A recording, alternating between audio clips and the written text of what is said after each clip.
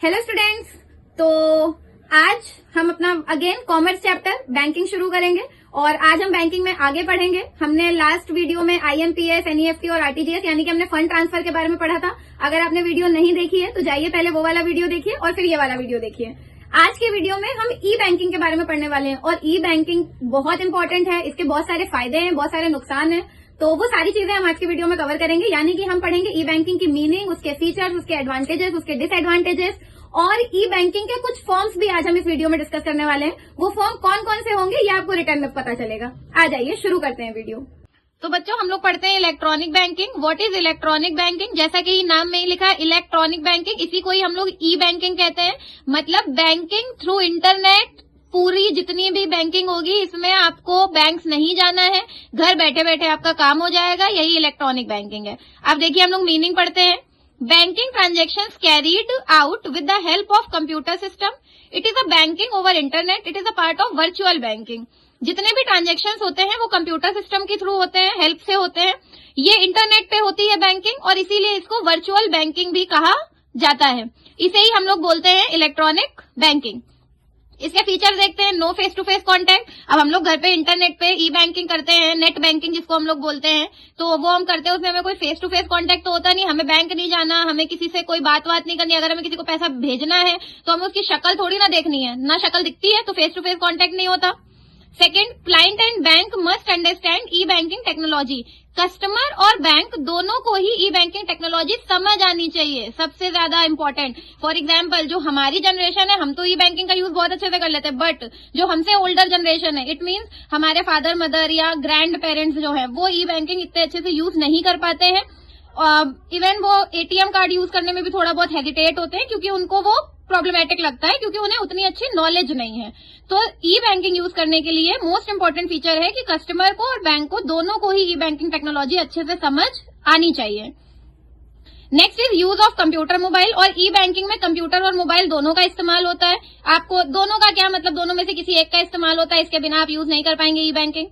Customer has to give e banking option. Customer को e banking option bank ही देता है, तो बैंक से ही मिलता है ई बैंकिंग का ऑप्शन। जैसे हम लोग जाते हैं ना तो हमें नेट बैंकिंग इनेबल करवानी पड़ती है बैंक से, तब जाके हम इलेक्ट्रॉनिक बैंकिंग का यूज कर सकते हैं।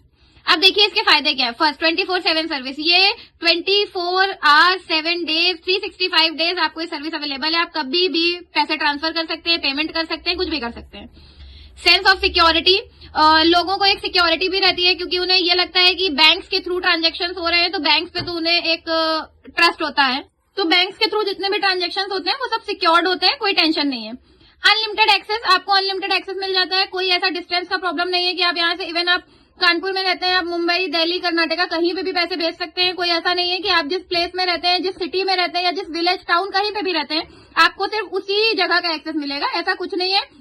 आपको अनलिमिटेड एक्सेस मिलता है, आप जहां चाहे वहां मनी ट्रांसफर कर सकते हैं, पेमेंट्स कर सकते हैं। हम लोग अमेजोन से या फ्लिपकार्ट से अगर कोई सामान मंगाते हैं तो बहुत सारे लोग तो इम्पोर्टेड गुड्स मंगवाते हैं, बट हम पैसे पेमेंट करते हैं ना, तो हम थोड़ी ना वहां जाके करते हैं। तुम लोग देखते होगे सामान कभी गुजरात से डिस्पैच हुआ है, कभी कहीं से हुआ है, तो हम गुजरात नहीं गए बट हमने पेमेंट हमारी पहुंच गई। तो वो किसके थ्रू हो पाता है? इलेक्ट्रॉनिक बैंकिंग के थ्रू। तो ये इसके मेरिट्स है कि आपको अनलिमिटेड एक्सेस मिल जाता है, सेंस ऑफ सिक्योरिटी होती है क्योंकि बैंक इन्वॉल्व है और 24/7 सर्विस अवेलेबल मिलती है। Next is demerit. Account information. लोगों को एक्चुअली इसमें मिस यूज होना चाहिए, miss use of account information. कभी कभी क्या होता है कि लोग जो हैकर्स वगैरह होते हैं वो आपके अकाउंट इन्फॉर्मेशन का मिस यूज कर सकते हैं, क्योंकि आप उसको, पहली चीज तो लोग अकाउंट डिटेल्स देने में बहुत ज्यादा हेजिटेट होते हैं और जिन्होंने दे दी तो उनके मिस साइबर फ्रॉड वगैरह हो जाता है। Up to date software. आपको बढ़िया सॉफ्टवेयर चाहिए, अदरवाइज आपका ई बैंकिंग काम ही नहीं करेगा।